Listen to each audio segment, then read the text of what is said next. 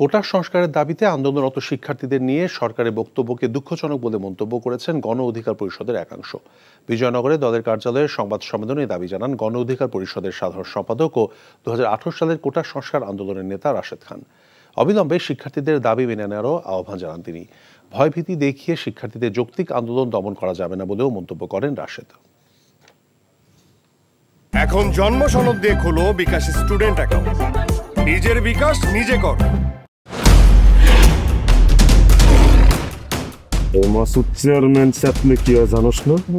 এমন মায়ের মারুম কুত্তার মতো খালি সাইড পারবি।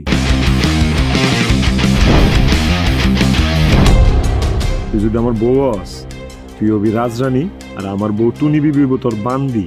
আমার সংসারটা কেন ভাঙতে সময় না? নিজের জামাই আটকা রাখতে পারেন না? কেমন বউ আপনি? কেলেঙ্কারির আর কি বাকি আছে?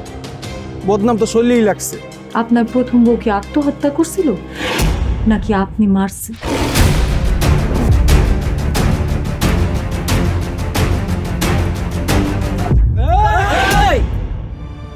ময়না তো পালাইতে চায় না। ওরে পালাইতে হইবই।